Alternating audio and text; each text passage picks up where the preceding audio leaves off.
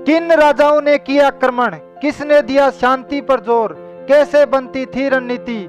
किसकी सीमा बढ़ी किस ओर। सम्राट अशोक व विजेता सिकंदर, सबका इतिहास दोहराना है, सेवाएं देनी है उच्च पदों पर, नया इतिहास बनाना है। नमस्कार, मैं अजय गोदारा, आप पढ़ेंगे मेरे साथ इतिहास, मेरे साथ लक्ष्य के मंच पर।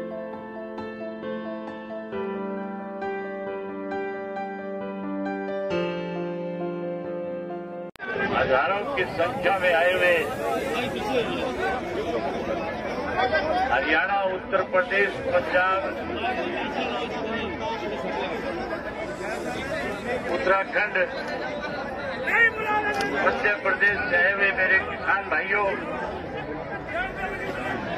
माताओं, बहनों, मीडिया के सभी पत्रकार साथियों, मंच के ऊपर बैठे हुए किसान संयुक्त मोर्चा के सभी किसान नेतागण, मैं यहाँ कोई आज आपके बीच में भाषण देने के लिए नहीं आया हूँ,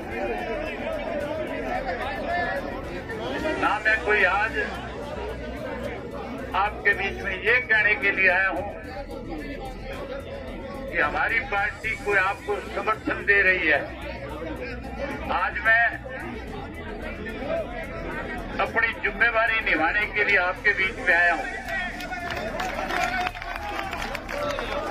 जब कभी भी किसान का आंदोलन हुआ, स्वर्गीय महेंद्र सिंह टिकैत जी ने उत्तर प्रदेश के किसान के साथ केंद्र की सरकार और उत्तर प्रदेश की सरकार जब अनदेखी करती थी और स्वर्गीय टिकैत साहब जब लाखों लोगों को लेकर के दिल्ली के वोट क्लब के ऊपर जमा होते थे, या उत्तर प्रदेश के किसी कोने में जाकर के, मेरठ में आकर के, मुजफ्फरनगर में आकर के किसान की लड़ाई को लड़ते थे, उस वक्त चौधरी देवीलाल से किसी भी पद पे होते थे, और स्वर्गीय श्री महेंद्र सिंह टिकैत जी के उस किसान आंदोलन को न केवल अपना समर्थन देते थे, बल्कि टिकैत साहब से कहते थे कि हरियाणा प्रदेश में आज मैं मुख्यमंत्री के पद पे हूं, उत्तर प्रदेश के किसान की अनदेखी हो रही है, उत्तर प्रदेश के किसान के खेत की बिजली काटी जा रही है, हरियाणा प्रदेश की सरकार के जुम्मे जो आप जिम्मेवारी लगाओगे, चौधरी देवीलाल टिकैत साहब से कहते थे कि मैं उस जिम्मेवारी को पूरा करने का काम करूंगा। और उस आंदोलन को तब तक हम अपनी पार्टी की तरफ से ताकत देते थे जब तक उत्तर प्रदेश के किसान को न्याय नहीं मिल जाता था। पूरे देश और दुनिया में टिकैत साहब की और चौधरी देवीलाल जी की जो दोस्ती थी, जो उनका संघर्ष था, आज भी पूरी दुनिया उसको अपनी आंखों से आपके सामने हजारों की संख्या में आए हुए हरियाणा के लोगों ने इस बात को साबित कर दिया कि हम उस दोस्ती पे आज फिर मोड़ लगाने के लिए आए हैं। जहां 27 तारीख को इसी बॉर्डर के ऊपर हजारों लोगों के बीच में पर्ची पहुंचा दी ऊपर। टिकैत साहब 26 जनवरी को जो दिल्ली के अंदर दिल्ली की केंद्र की सरकार ने आरएसएस के लोगों को उस आंदोलन में कहीं किसान की पोशाक पहना करके उस आंदोलन को खत्म करने की जो साजिश रची थी, उसके बारे में टिकैत साहब बैठे हुए किसानों को जब संबोधित कर रहे थे, जब सारी बात उनसे बता रहे थे, मैं सोशल मीडिया पे देख रहा था कि हजारों पुलिस के कर्मचारी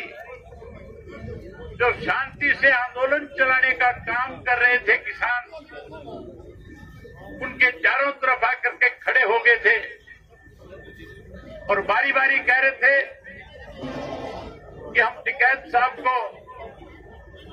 गिरफ्तार करने के लिए आए हैं। और टिकैत साहब भी अपनी तरफ से लोगों को संबोधित करते हुए कह रहे थे कि हमने किसी तरह से विरोध नहीं करना, पुलिस के लिए रास्ता बढ़ा करके दो, मैं गिरफ्तारी देने के लिए तैयार हूं। लेकिन साथियों, हैरानी की बात थी, जो काम प्रशासन का है, जो काम सरकार का है, भारतीय जनता पार्टी ने अपने यहाँ के एमएलएस को सैकड़ों की संख्या में बदमाशों को साथ लेकर के इसी पुल के नीचे,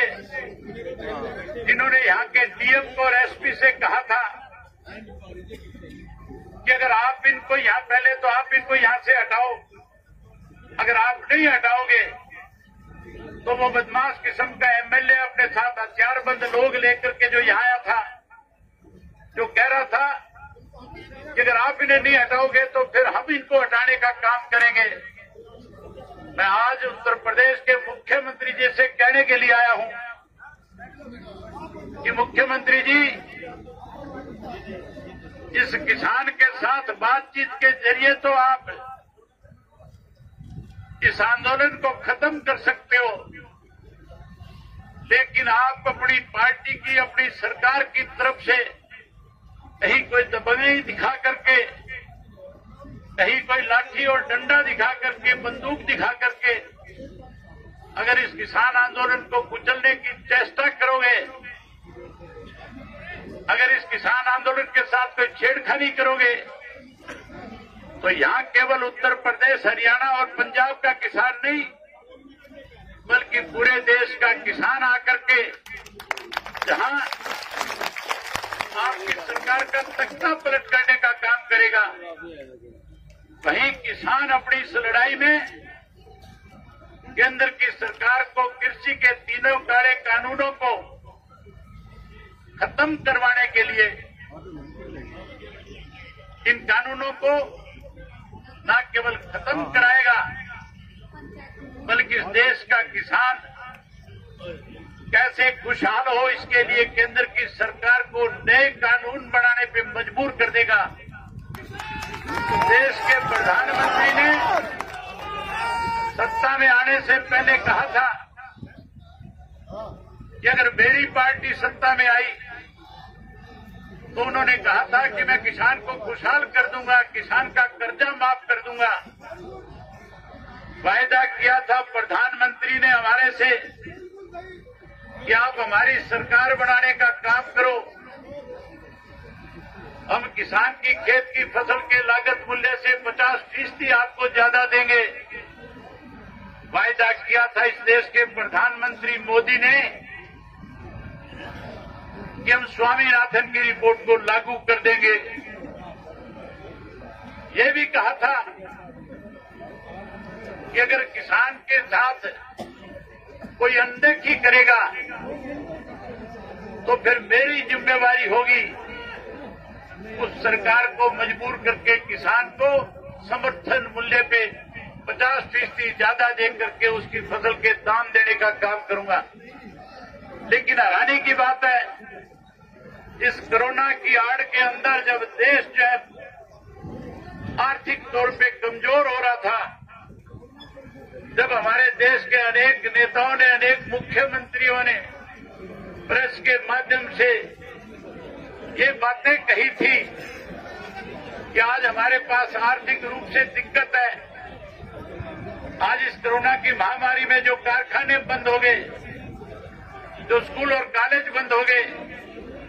आज छोटी छोटी दुकानें बंद हो गई, उसकी वजह से हमें बड़ी परेशानियों का सामना करना पड़ रहा है।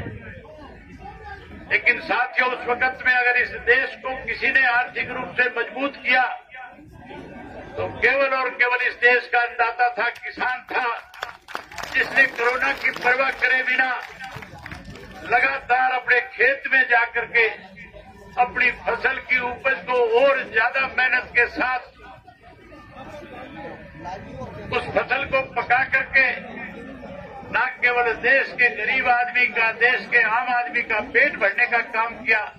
बल्कि देश के प्रधानमंत्री ने समय में ये बात कही थी कि आज देश आर्थिक रूप से अगर कहीं मजबूत है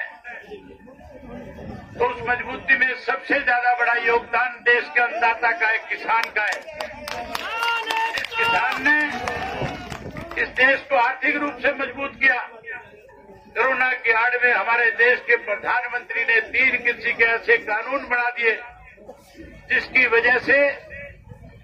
आज हमारे 5 वर्ष के नन्हे मुन्ने बच्चे से लेकर के 55 वर्ष के बुजुर्ग तक को अपना घर बार, खेत, परिवार सब छोड़ करके इस सरकार के खिलाफ दिल्ली के चारों तरफ धरने पे बैठ करके इस सरकार को शांत प्रिय ढंग से आंदोलन को चला करके बारी बारी सरकार के बुलावे पे किसान नेताओं ने जाकर के इन काले कानूनों के बारे में बड़ी खुल करके चर्चा करी। लेकिन भारतीय जनता पार्टी की सरकार ने कैसे आंदोलन खत्म हो इसके लिए इसको लिंगर ऑन करने का काम किया, लंबा करने का काम किया। जब किसान ने लिंगर ऑन होने के बाद, लंबा होने के बाद भी कहीं विचलित नहीं हुआ, कहीं उसने अपने जिम्मेवारी को किसी किस्म की कमी नहीं आने दी, तो केवल उनके ऊपर ये आरोप लगाया गया।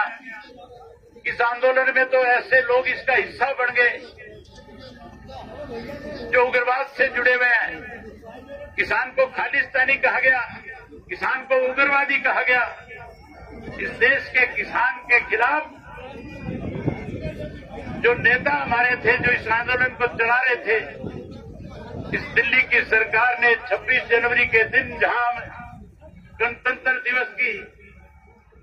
परेड के साथ